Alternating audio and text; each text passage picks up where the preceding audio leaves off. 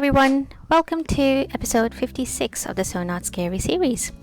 A few days ago, you guys voted on this channel that you want to learn how to make clothes for beginners. So in today's episode, we're kickstarting our real garment sewing series with a simple A-line dress for little girls. This dress has the added details of having a simple cinched waist and a decorative bias trim for the neckline and armholes. I will be showing you all the steps from the pattern making to the cutting and stitching, and we're going to make everything using our mini sewing machine. And because I'm a beginner just like all of you, this will be a great way to get insights into making clothes, because I will be pointing out the mistakes I made and what improvements we need to make in future. So let's go ahead and get started. Okay, so the very first step of making any garment is to cut a pattern. Now, what's a pattern? A pattern is basically the outline of whatever garment you want to create in 3D, only it's translated into 2D as a template for cutting your fabric. Now, if you've seen certain videos on YouTube, you will see that a number of sewists out there actually use existing clothes and they just lay those clothes down onto the fabric they want to sew and cut around those clothes. However, I've read, because I'm researching so much on garment making these days, I've read at least 3 different books by expert sewists and seamstresses, and they all recommend that you must never ever lay down a garment directly onto the fabric to cut around it. Instead, you must either A, take measurements and translate those measurements, or B, create a paper template out of the garment and then use a template to create a new garment, okay? So the first part, which is taking measurements, can get really technical and tricky, and I don't think I, or even you, I don't think we are at that stage yet when we can actually deal with different types of calculations. So what I'm now going to do simply is create, or try to create, a garment pattern from existing clothes. You could use simple brown craft paper or the back of wrapping paper, or if you don't have any of that, I did try this trick over the weekend and it worked. I'm going to use A4 sheets of paper and connect them together to create one long sheet of paper.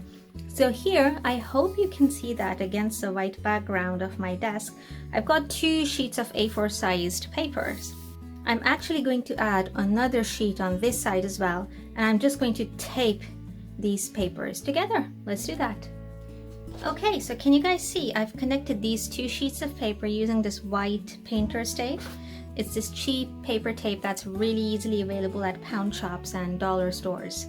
So that's what I've used. So now I'm going to add a 3rd sheet on this end and just simply tape down.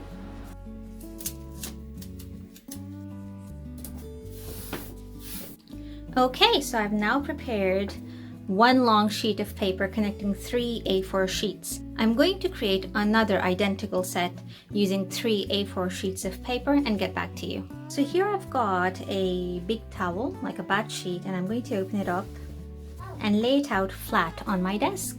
Okay, so the towel is now laying as flat as possible on my desk. Let's move on to the next step.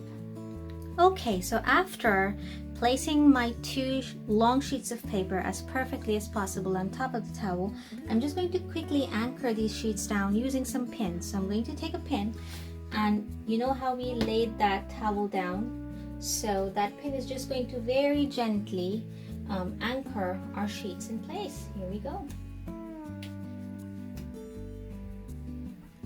And this is just because as beginner sewists, we are clumsier than normal, more experienced sewists. So we need as much support as possible, which is why we're anchoring everything down. Let's move on to the next step.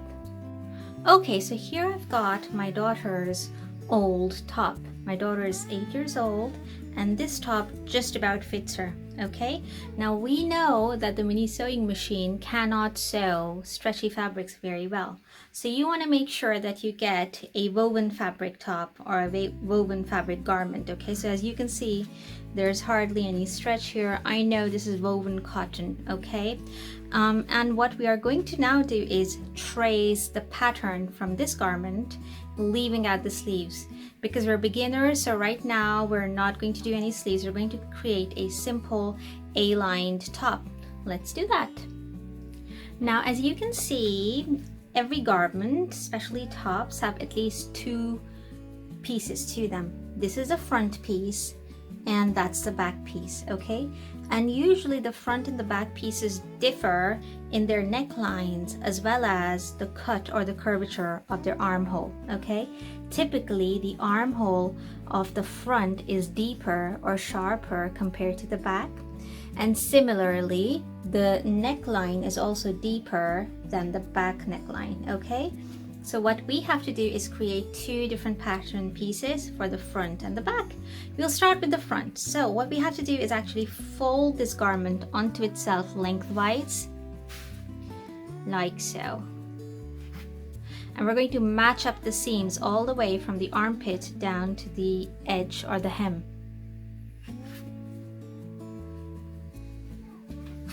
Okay, and I'm going to flatten this out as best as possible. Now I'm going to match this fold to the edge of my paper right here. I want to make sure that when I press down, that fold in the garment is touching the edge of my paper. And now we have to start tracing it. How do we do that? In my hand here, I've got a really sharp instrument. This is called an awl. You might not have an awl. You could use a pin, a needle, anything else that's sharp, maybe the tip of a safety pin, maybe a metal skewer, a fine one, or even maybe the tip of a compass, okay? And what I'm now going to do is start poking holes all along the outline of this top. So I'm going to start poking the holes from the neckline and then follow the shape of the top. Here we go.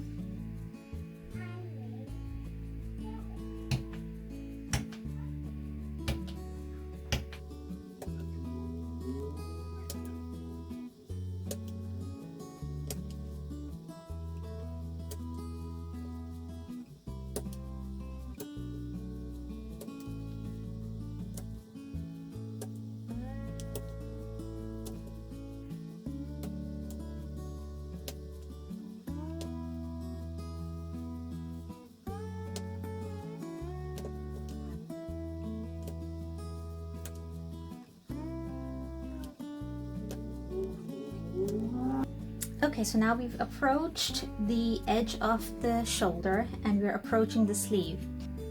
Now I don't want to damage the garment by poking big holes using my awl, so I'm going to put that to one side and use a pin instead to trace out the outline of the back armhole. Here we go.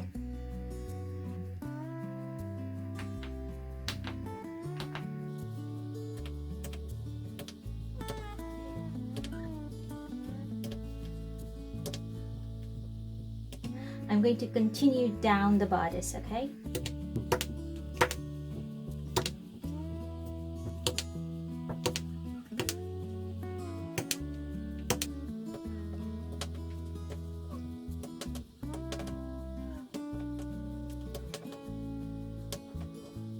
Okay, so now that we've done poking our holes, let's just get rid of the garment. Let's get it out of the way.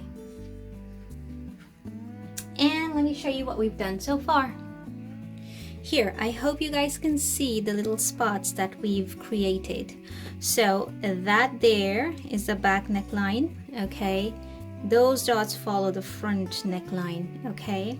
Now the shoulder line is the same, but now you can see clearly the difference between the front and the back. So if you follow the inner line of dots, you can see that's the inner armhole, and the outer line of dots follows the back armhole, okay? And that's how they differ, okay? The front one is a little bit steeper compared to the back, and then that's the side of it. Let's move on to the next step. So what I'm going to do now is I'm going to take some clips. I've got some sewing clips here, and I'm just going to clip these sheets of paper together. And now I can remove these pins, okay? I'm now going to use a ruler to draw a straight line for the sides of the dress and for the shoulders.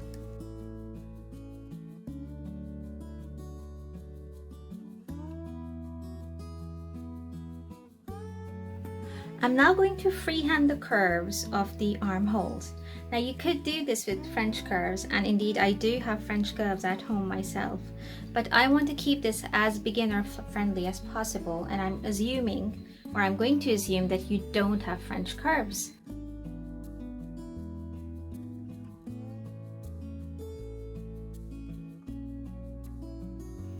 Okay, so I had to repunch the pattern all over again because I messed up the first draft. Okay, so right now it's quite a snug fitting top, but I want it to be a little more billowy, a little more looser. What that means is that I'm going to make it wider just under the armpit, okay, about 1/2 inch, okay. What that is also going to mean is I'm going to extend the armpit higher over the shoulder 1/2 inch. So to add the 1/2 inch over from the shoulder, first I'm going to draw a straight line for the shoulder. The shoulder slope is always a straight line. Okay, there's our straight line. Let's add 1/2 inch more to it. So that's our new normal. And then let's add 1/2 inch to these armhole marks as well. So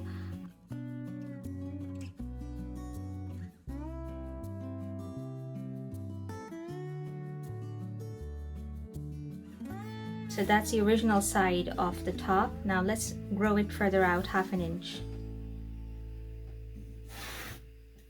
Okay, and extend out these armpit lines to meet that.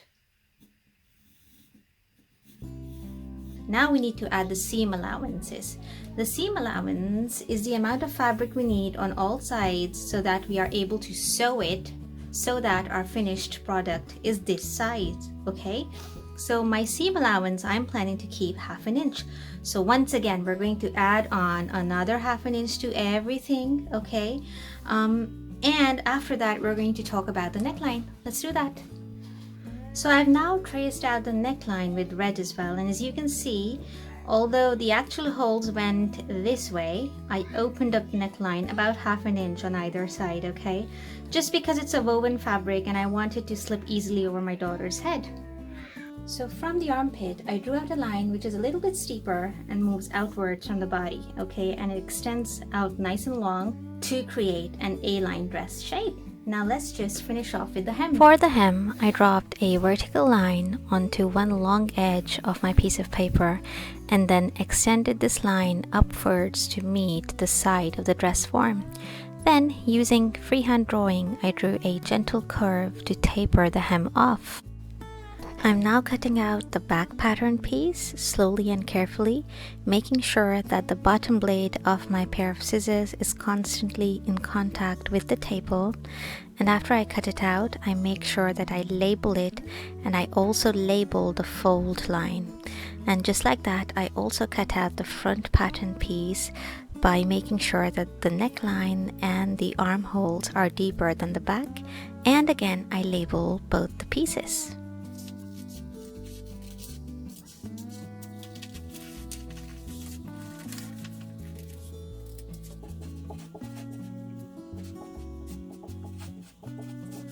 So this is polycotton. It's cheap fabric.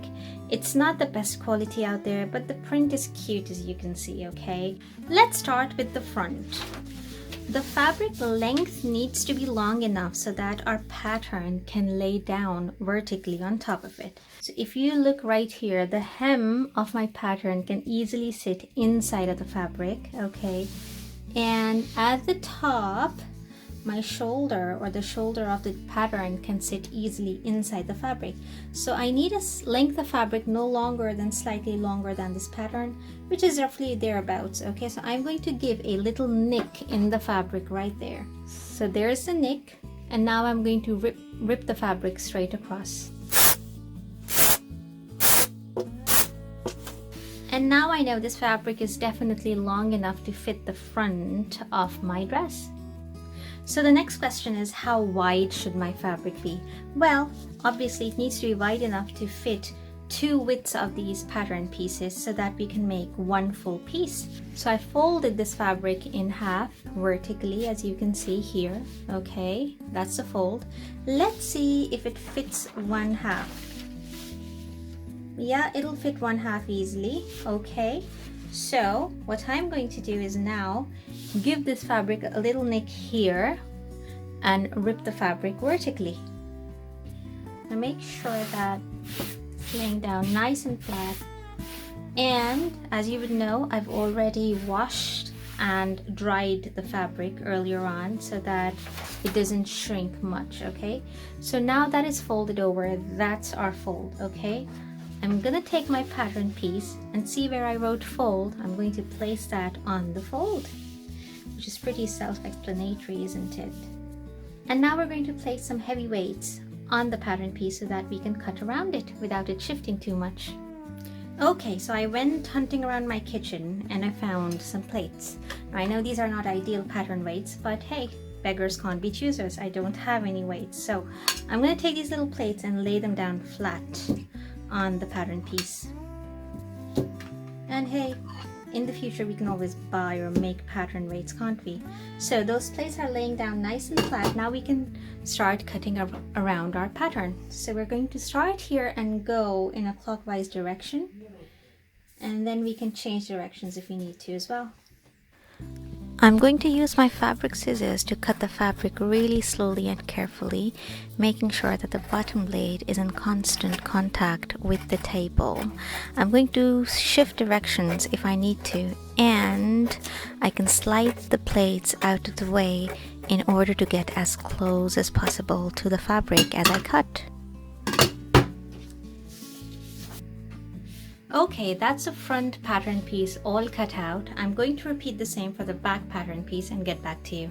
Okay, so we have finished cutting out the front and the back pieces of our dress. If you look at it with the deeper neckline, this is the front piece, and with the shallower neckline, that's the back piece, okay?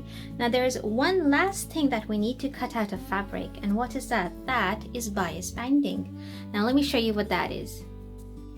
So if you remember any of my earlier episodes, for example this one, you will know that I spoke about the stretchiness of fabrics. So woven fabrics such as this hardly have any stretch. So if I do this, there is no stretch. If I stretch it that way, there is no stretch again. But what if I do this? I stretch it on the diagonal or the bias.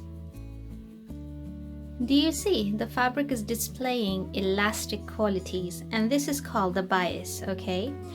And we use strips of fabric cut on the bias or cut on the diagonal to help us line curves and to give curves and raw edges an even and neat finish. So we need to cut out strips of bias tape measuring 2 inches wide. What's the easiest way to do that? Well, the easiest way is to get a spare piece of fabric which might have been left over from the pieces we just cut out. We grab one corner and bring it down or fold it down so that these 2 edges meet, okay? And now along this fold, if I turn it sideways, this is a bias fold, okay? There will be lots of stretchiness on this fold, okay?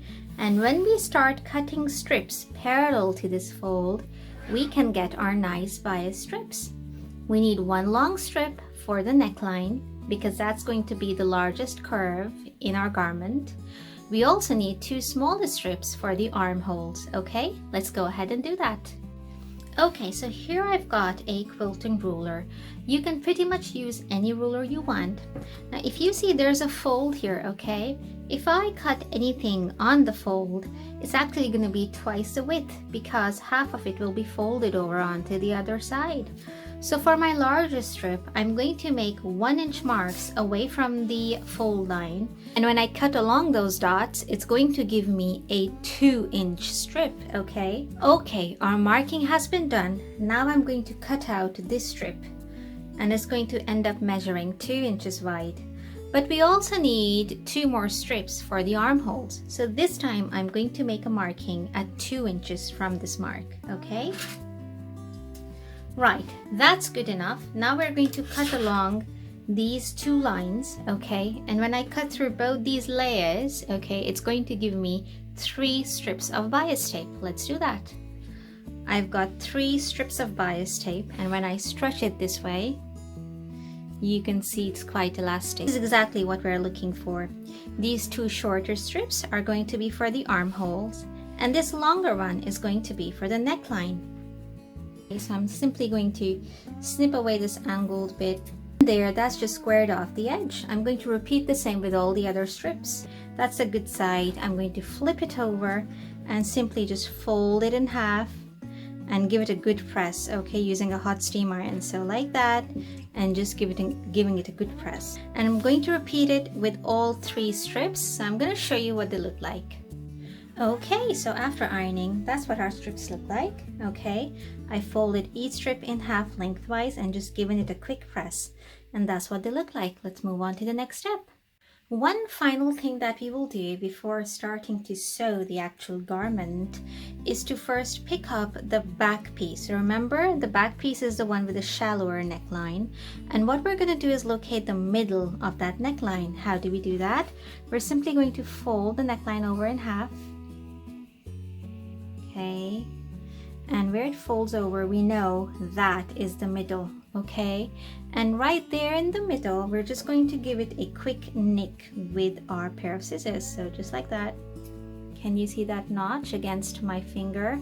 That notch tells me that that's the midpoint of the back neckline. That little nick right there is going to come in handy later on.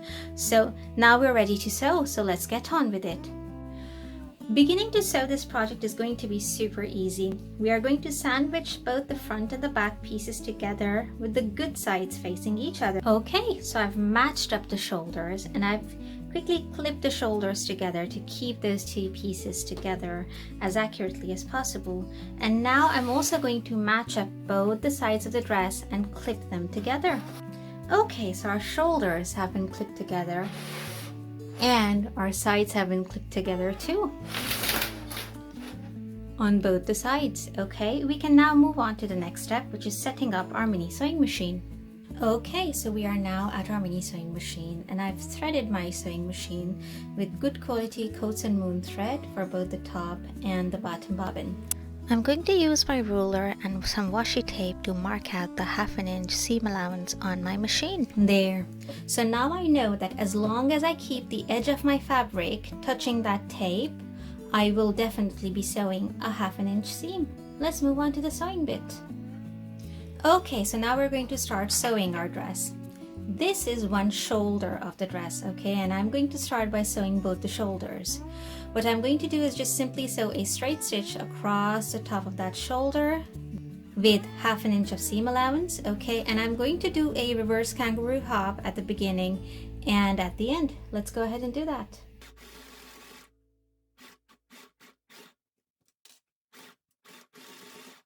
Okay, one shoulder is done. I'm going to repeat the same on the other shoulder. Okay, so I've stitched both the shoulders with a 1/2 inch seam allowance. Here it is, okay? Now we're going to repeat the process for both the long sides on both sides of the dress, okay? So here's the long side that we just saw. We're just going to sew a nice straight stitch on both the sides of the dress, okay? Starting from the armpit and all the way down to the hem. We're going to repeat it on the other side as well. Okay, so now we've stitched both the shoulders and down both the sides of the dress, okay, all the way down to the hem. Now we need to do a little bit of ironing. So this is what we're going to do. Step 1, we're just going to press the seams as they are. Like so, and now I'm going to press it open like this. And I'm going to use the tip of my iron to do that, okay? So those are the side seams. We're going to press those seams down. We're also going to press the hem. Now how do we do that? What I'm going to do is I'm going to roll the edge over once and press it down, okay, all along, all around the hem. And then I'm going to fold it over one more time, okay, and press it again. Okay, let's do that. Okay, so our hem has been rolled over twice. So now we can get back to the sewing machine. Okay, now I know the rollover isn't perfect, but this is our very first project and I'm still kind of coming to terms with what hems are like. So this is going to be one takeaway about studying hems more in detail. Okay, so for now this is our hem and we're going to work with this. So I'm going to take my hem to the mini sewing machine and just sew a nice straight stitch just on the inside of that fold. Okay, all the way around the dress. And I'm going to align the left side of my presser foot with the edge of the hem, or the folded over edge. Here we go.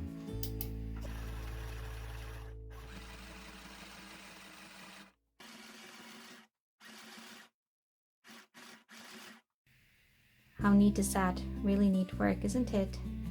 So for our first project, I think it's coming along really nicely. Now let's deal with the armholes and the neckline. Okay, so now we're going to start work on the neckline. This, as you can see, is the back of the neck because there is that little notch that we made earlier, okay? And our dress is turned inside out, okay? So this is the wrong side of the dress. I'm going to take my longest piece of bias trim that we had folded over vertically in half, okay? And there's one little thing that we're gonna do. We're gonna open up one corner of that trim, fold that corner in, about that much, okay, and then just fold the trim back, okay, so that on one side we've got a finished edge. Now you can go ahead and press this down, okay, but I'm just going to finger press it just like that, okay, and that's our neck trim. Now this is what we have to do. We have to align in this corner with that little notch right there, okay, like so. Okay, just overlapping that notch, and just for that one little bit I'm going to clip it in place. Okay, so the beginning of our bias trim has been clipped onto the back of the neckline, okay, as you can see, and now we're going to go over to our mini sewing machine. Okay, so now we are at the mini sewing machine, and as you can see I have not pinned the bias trim to the neckline. Read any book on tailoring or dressmaking or garment making, and the master tailors are going to tell you that the trick to attaching bias binding to any curves is to not pin it. Instead, you just need to keep sewing in little bits and let the bias trim move and kind of conform itself to the curve as you stitch it, okay? And that's what gives you a good finish. So that's what we're gonna try today. So what we're going to do now is we're going to start stitching, but not right at the very edge. We want to leave a little bit of a gap right there so that we can tuck in the other end as we finish sewing, okay? So I'm going to start sewing just beyond the clip, maybe about an inch from the inside of the edge, okay? And you will notice that I've removed the extension table so that it's easier for me to sew and wrap the neckline around the sewing machine as I sew. So I've lined up this edge of the presser foot right with the edge of the neckline, okay? And we're going to start sewing. I'm going to do a reverse kangaroo hop at the beginning and at the end. Let's go.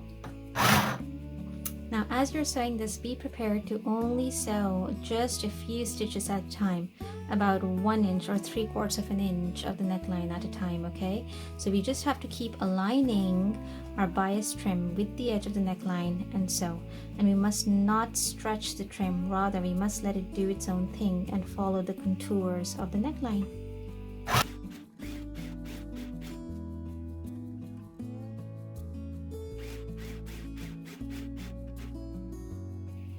Now when you come to the shoulder seam, you have to open it up like a book. Remember, we pressed it open initially. That's what we're going to do.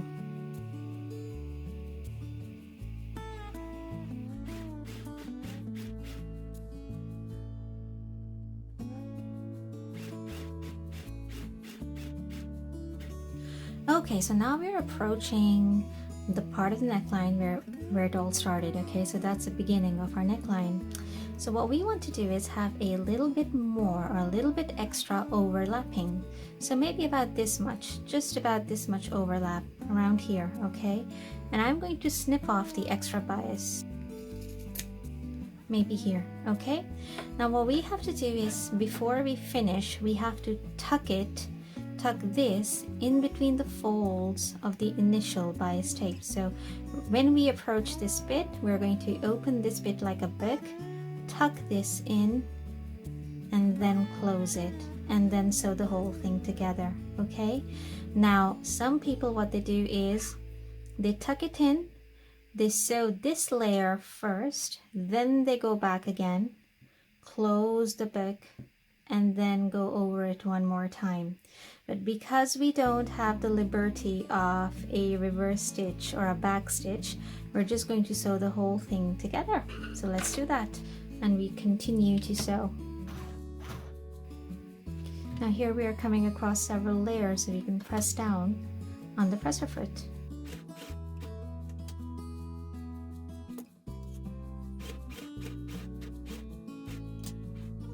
Okay, so now we have to do a spot of ironing. So this is the wrong side of our dress, and that's the bias strip that we've just attached. What we have to do is kind of stand it upright like that by pushing the internal raw edges down like that. Okay, so we have to go all around, just pushing them down and pressing this seam in place. Okay, and when we go on the other side as well, we'll push this down and press it on the other side. Okay, like so. So I press it down and I iron it.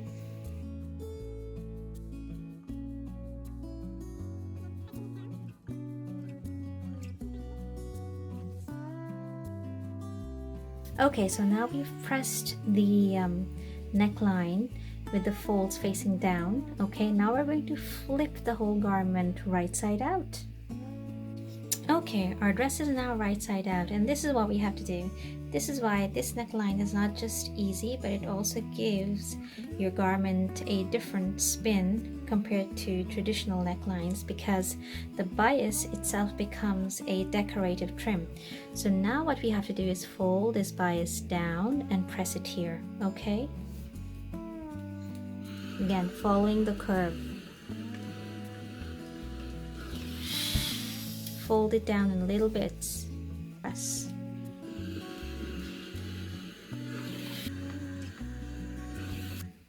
Okay, so our neckline has been ironed down, and now we're going to go back to our mini sewing machine and sew a nice neat straight stitch just on the edge of this folded outer curve of the bias trim. Okay, and once again, as before, we're going to start on the back middle of the neckline. Okay, and I'm going to again do a reverse kangaroo hop. Let's do this.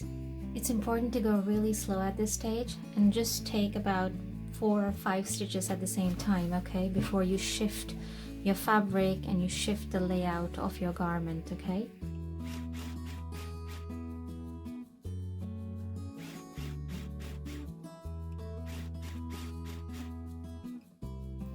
okay, so the neckline stitching is done. Let's give it a good press and see how it looks.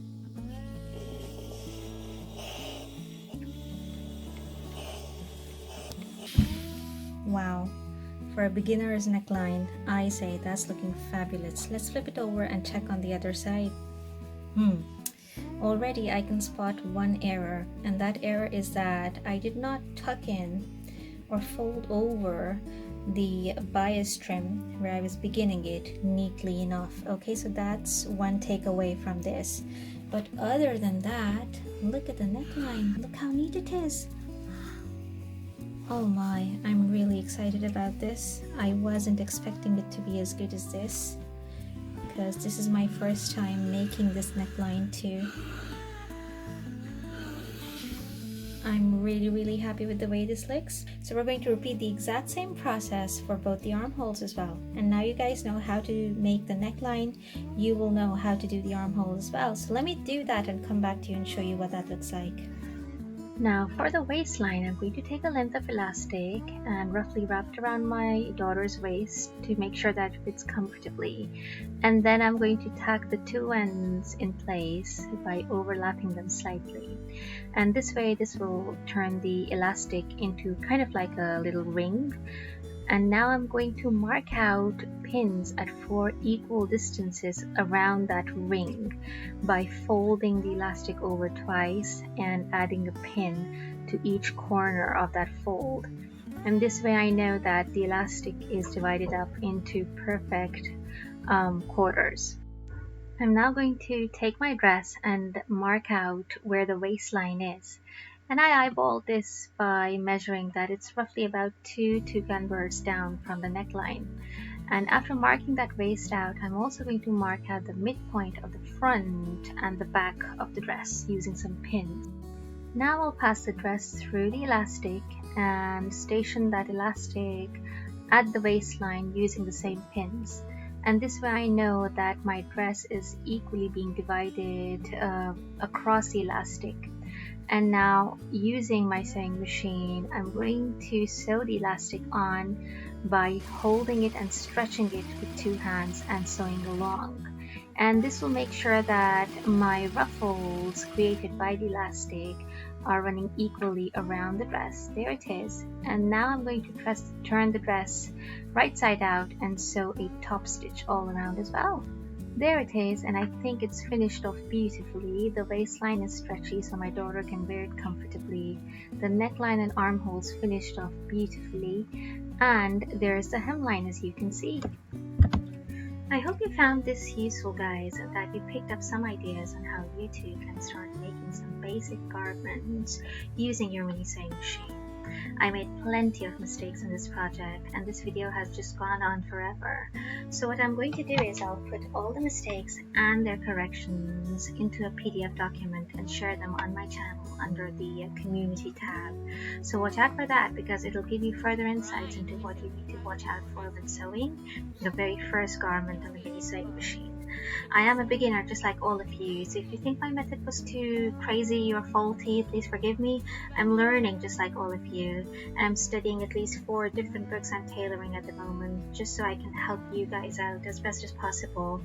If this video did resonate with you at any level, please do let me know and share the knowledge. Pass this on, like, share, and subscribe to my channel if possible. And yeah, look out for the community post updates, because I will be posting a document there soon. Thank you so much for watching, and I'll see you guys soon. Bye! Softer, you mean? Yeah, this was cheap poly cotton. What else?